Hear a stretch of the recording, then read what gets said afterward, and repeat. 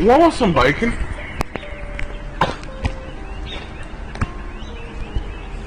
Master got me working. Day is never finished.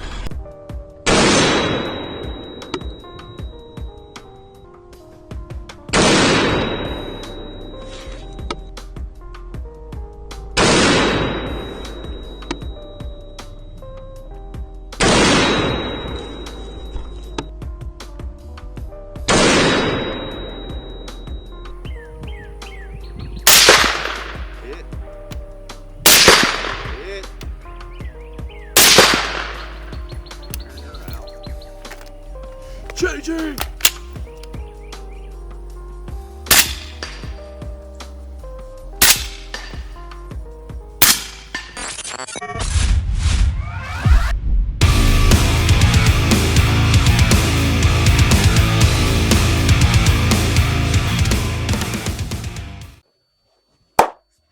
What is up, my felonious YouTube brethren? Today, we'll be going over the DNT Hydra thermal clip-on unit.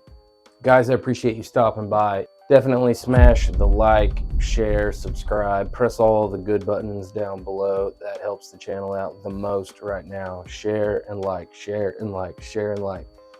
Boom. Let's help make the channel grow. Appreciate everything that y'all do for me thus far. Today, we're going over a thermal optic from a company that is up and coming. Not a whole lot of people know about them. I know I certainly did not, and that is DNT Optic. They are a Texas-based company, so I got to rep them even more so. With me being a Texas boy myself, they make some awesome stuff that we're going to be talking about shortly. So, full disclaimer with DNT, what is my relationship with them? There was no exchange of money. There was no exchange of monetary value other than they reached out to me and asked if I'd like to do some testing and evaluating with some of their product. So after digging around, I saw that they had a dedicated thermal clip-on unit at a hella good price. So I was like, yeah, let me get my hands on that. So they sent that out for me to test and review, obviously with no exchange of money or anything like that. And guys, if y'all have seen me in any of my past reviews, you know I don't hesitate whatsoever to take a big old massive slimy dump on people if they're pumping out garbage. Hydra is their 3-in-1 clip-on system. The unit itself is 3-in-1, but then each Hydra, there are 3 different tiers based off price point, each one plus or minus some features here and there. So I have here the Hydra HS325. I believe it's their mid-level tier Hydra. And as you go up the Hydra pyramid, Hydra, hey Hydra. Hey Hydra. You're gonna get canceled for that. As you go up in price point with their Hydra series, your resolution is gonna get better and better through the thermal optic itself. And then the base magnification goes down as you go up the ladder. Mid-level Hydra I have here, I believe is a 1.5 or a 2 base magnification, which if you're using it as a clip-on, standalone clip-on, you're gonna want that magnification to be close to 1 power, absolute 1 power as possible. So keep that in mind. Now, price point, to touch on that, I think their baseline Hydra model is around 800 bucks at the time of this filming. When it comes to thermal capabilities, that is extremely affordable compared to everything out that's on the market. And as we all know, cheaper doesn't necessarily equal better. Comparable price points in the industry, and the first thing that jumps to my mind that I've put my hands on is the Sightmark Wraith. It's trash. And I believe that comes in around 1200. And hands down, the Hydra blows that out of the water as far as picture quality and the actual thermal sensor itself and what all it can see. The Wraith, it's like Fisher Price compared to this, which is insane. When they first reached out to me for me to start testing this, I was a little hesitant because I didn't know anything about them. And so I was like, what the heck, let's give it a try. And my expectations were pretty low. because the only two thermal experiences I have are both ends of the stick, and that is low end with the Wraith, and then my previous occupation, we ran the UTMX thermal flip-to-sides, and those are $12,000 units. So I've got experience with both low and high-end thermal. So we're going to dive into this from a smooth brain, simple shooter's perspective. So if you purchase one of the Hydras, either of the 3 tiers, it is a 3-in-1 unit. Suck my unit. And essentially what that means is, without the mount, without dialing anything in, obviously all thermals technically can be used as a thermal monocular. So you've got that. It's pretty lightweight, extremely rugged construction, which is pretty cool. And with its footprint size, how slick it is, super easy to throw in a GP pouch, stuff like that. So it is pretty small for what it is.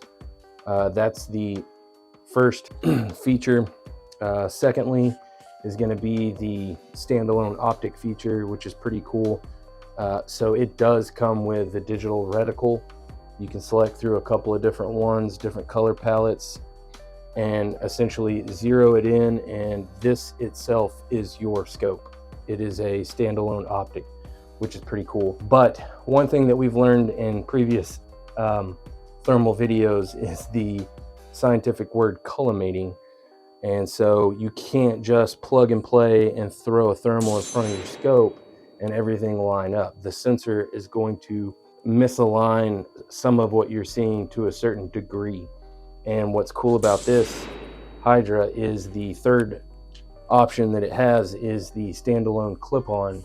And so when you switch over into the clip-on mode, when you switch over into the standalone clip-on mode, it deletes the reticle so that you don't have any interference or garbage in the thermal itself. All you see is your primary optic reticle, but then it has a clip-on zeroing mode, which essentially, as you look through it, your primary optic is already zeroed. So you've got your zeroing target. You're going to go and send rounds. Essentially, you'll have to go into the thermal itself, and based off of where your group is, say you're high and to the right, then all you have to do is go in here and move the image up and to the right, however much you need to get that lined up. That's fairly simple and easy. I'm not sure if I got footage of me actually doing that, but it didn't take very long at all. Those are the 3 functions as the 3-in-1, the Hydra, which is pretty damn cool. If we're talking baseline model, that's $800, and now you've got 3 different ways you can run this. So that's pretty damn cool in and of itself. A couple of other options and features that this thing has in it that I want to speak on briefly. As I roll B-roll through this video and you see the different thermal footage that I've collected, occasionally you're going to see this little red dot floating around on the imager, and it has a specific mode that you can turn on and off that is called hotspot detection. And obviously with a thermal imager, it is showing you the difference levels of heat signatures in whatever that you're looking at. But the hotspot detector is kind of that little icing on the cake, where if there is a significant temperature difference in what you're looking at, it'll throw that red dot on there. So in an urban setting with hot concrete and hot cars and stuff like that, it's not super beneficial. But if you're out in the woods hunting, or there's not a lot of other varying temperature differences, and you don't quite get a clear PID heat signature on something, it'll throw that little red dot up there to show you, hey, you might want to double check this spot over here, because there is a significant temperature difference from the trees to, you know, small furry woodland creature. It's a cute raccoon. Doesn't mean it doesn't deserve to die because I'm a man.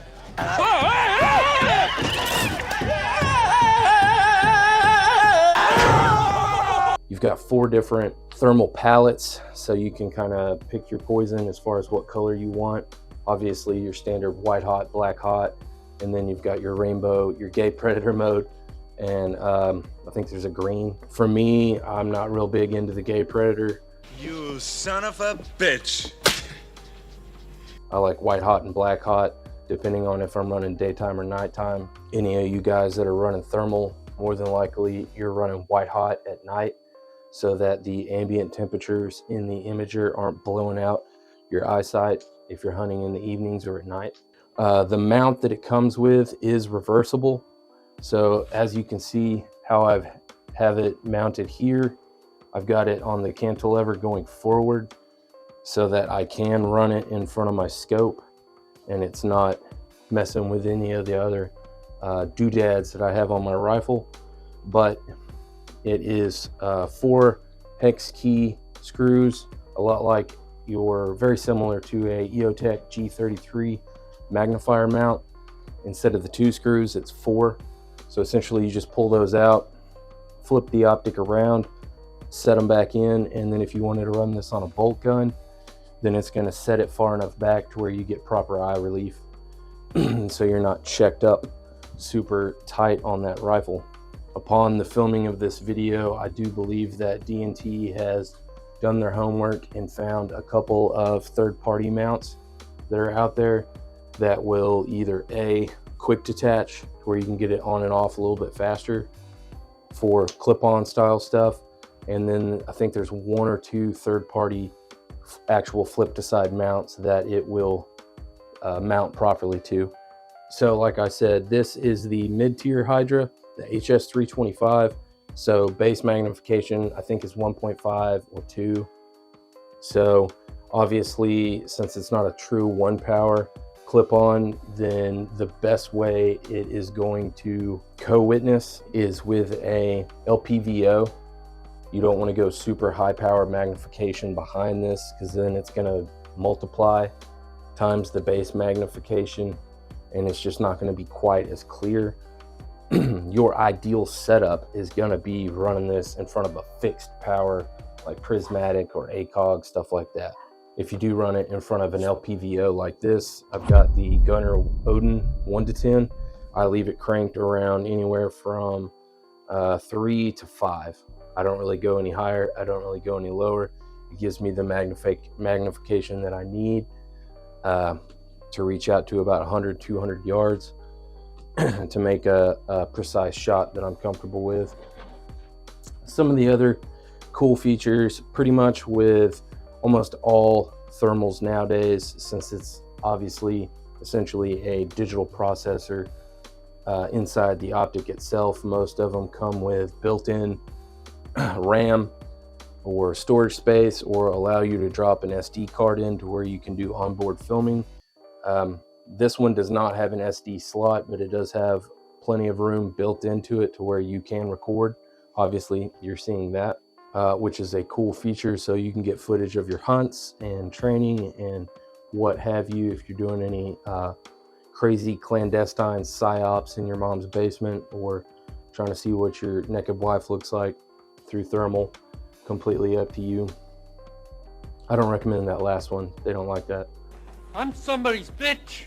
You can obviously charge the unit through the USB cable port that it has on the side. It's USB Type-C, and that is also where you do your data download for anything that you film.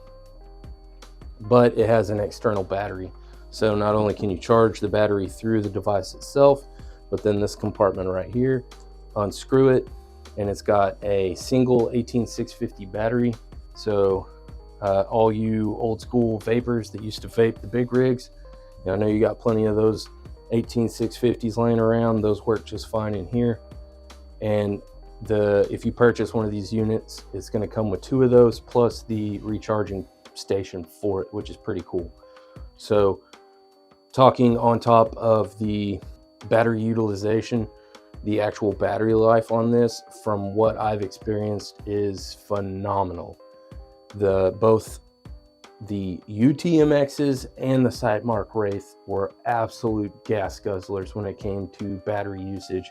And I don't know if it's like some sort of voodoo witchcraft that DNT cooked up, but I ran this thing off of a single 18650 battery and used it for a minimum of at least 3 hours per day, and this thing lasted like, I'd like to say a week and a half maybe, using it for that many hours at a time. So the battery usage is, this thing's like a Prius. Now the actual resolution of the Hydra itself is pretty much what blew me away. Thermal imaging and good thermal image resolution are two different things.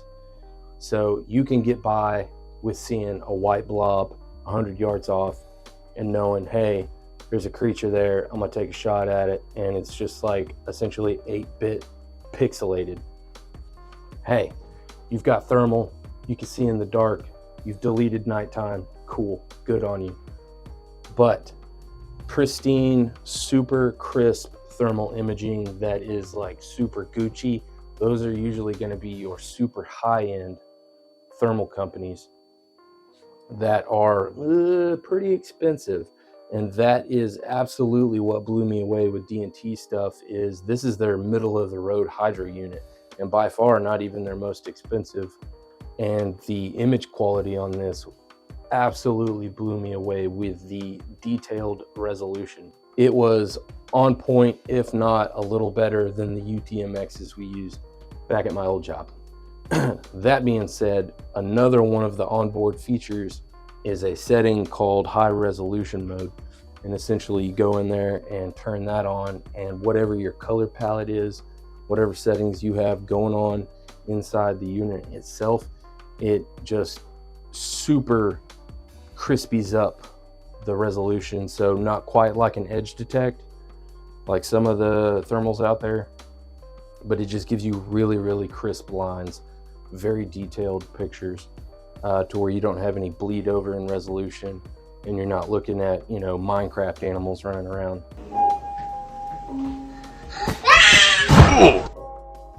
I've run this on several optic pairings. Ran it in front of red dots with magnifiers. I've ran it in front of the LPVOs. I've had friends run it in front of their 300 blackout LPVOs, stuff like that. So it works for essentially any combination thereof. Extremely versatile for what you're paying for. This thing is a home run in my opinion.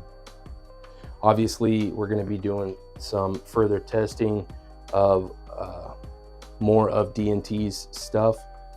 They are from Texas, so a big hell yeah there.